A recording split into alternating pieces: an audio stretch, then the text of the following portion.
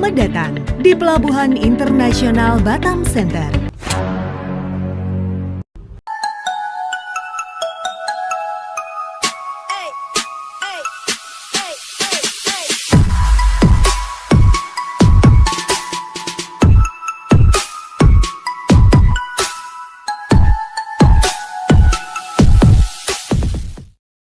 Halo masyarakat Indonesia, gimana kabarnya?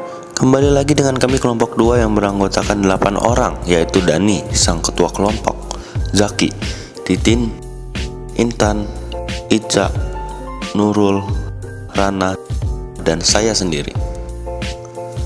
Di video kali ini kita akan belajar tentang kawasan perdagangan bebas dan pelabuhan bebas yang berstudi kasus di Batam dan Singapura.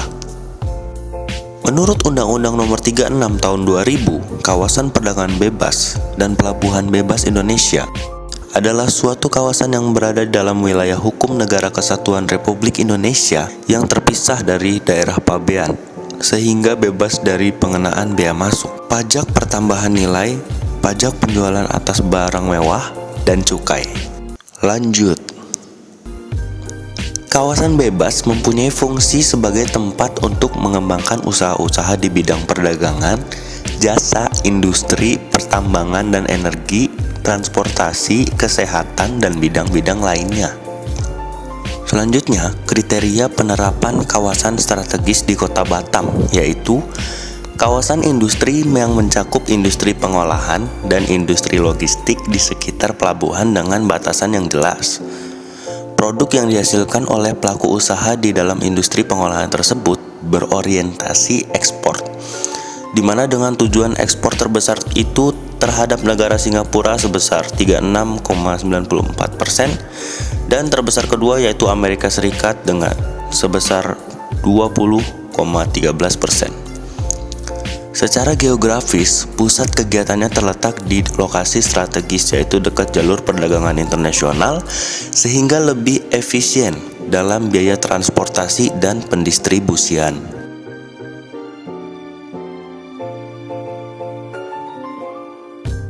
Pengembangan FTZ atau KPBPB ini didominasi oleh investasi asing. Investasi di Batam dibagi menjadi dua, yaitu investasi penanaman modal asing atau PMA dan investasi penanaman modal dalam negeri atau PMDN.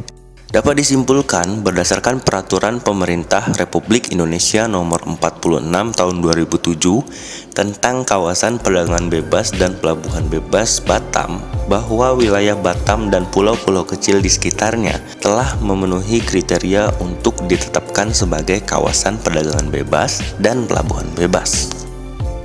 Dan secara umum, kriteria kawasan perdagangan bebas dan pelabuhan bebas di Indonesia yaitu kawasan merupakan wilayah hukum NKRI, jangka waktu kawasan 70 tahun, kawasan berfungsi sebagai tempat mengembangkan usaha-usaha di bidang transportasi, maritim, pos dan telekomunikasi, perbankan, asuransi, dan pariwisata.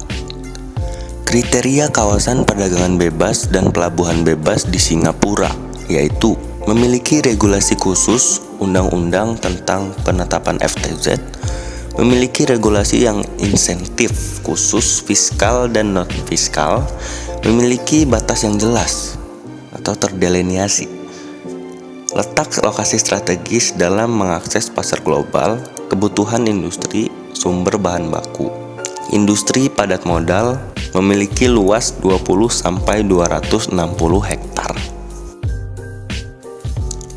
Delineasi kawasan perdagangan bebas dan pelabuhan bebas. Kota Batam memiliki beberapa pelabuhan domestik dan internasional yang dikelola BP Batam bersama pihak ketiga, seperti pelabuhan domestik Sekupang dan Punggur. Kemudian ada 5 pelabuhan internasional yang pengelolaannya dilakukan melalui kerjasama operasi dengan pihak ketiga.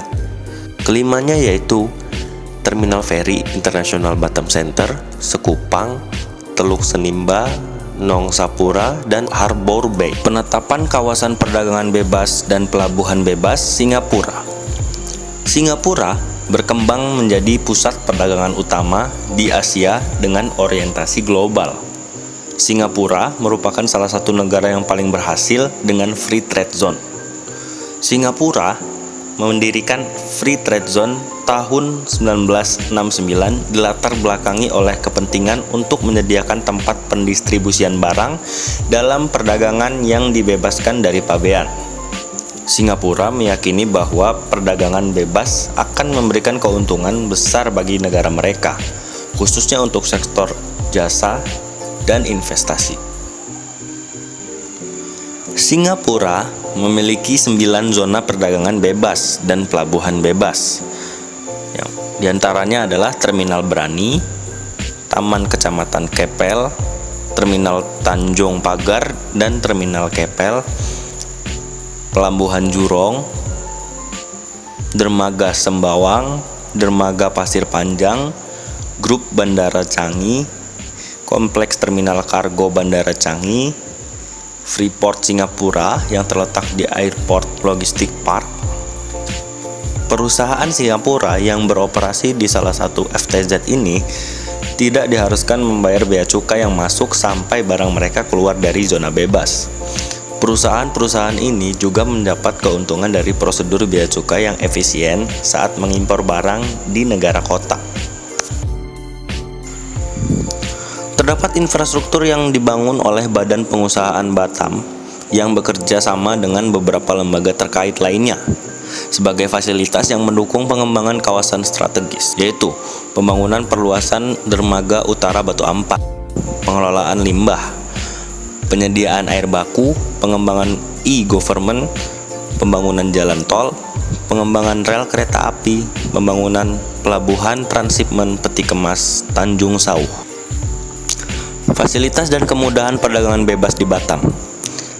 Pengusaha yang melakukan kegiatan dalam KPBPB bebas dari pengenaan bea masuk, PPN, PPNBM, dan cukai, terpisah dari daerah pabean yang meliputi pemasukan dan pengeluaran barang ke dan dari KPBPB melalui pelabuhan dan bandar udara yang ditunjuk dan berada di bawah pengawasan pabean diberikan pembebasan bea masuk, PPN, PPNBM, dan cukai sebagaimana yang diterangkan dalam PP Pengganti UU 1/2000 Pasal 11 Ayat 4. Pemasukan barang konsumsi dari luar daerah pabean untuk kebutuhan penduduk di KPBPB diberikan pembebasan bea masuk, PPN, PPNBM, dan cukai sebagaimana yang diterangkan di dalam PP Pengganti Undang-Undang Nomor 1 Pasal 11 Ayat 6.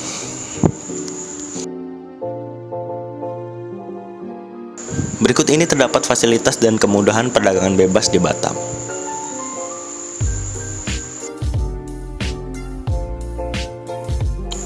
Dan berikut ini fasilitas dan kemudahan perdagangan bebas di Singapura.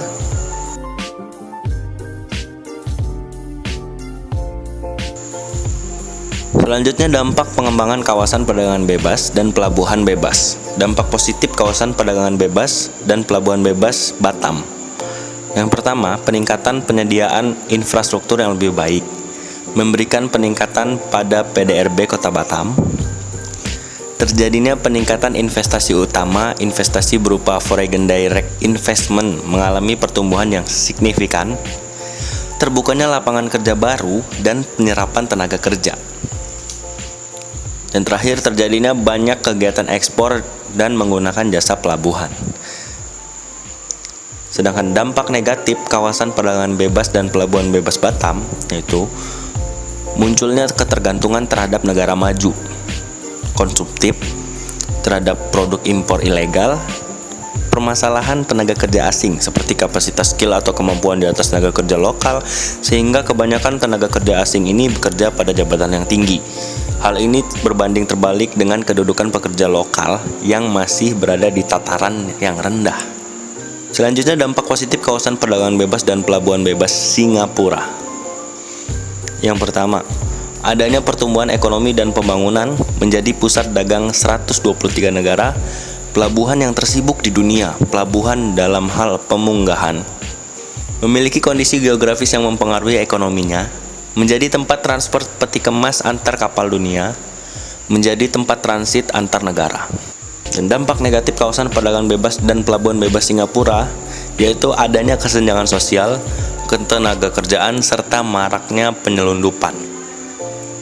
Pelajaran yang dapat kita ambil dari materi kali ini adalah Batam perlu memanfaatkan semua potensi pembangunan yang ada, karena Batam merupakan area perdagangan bebas.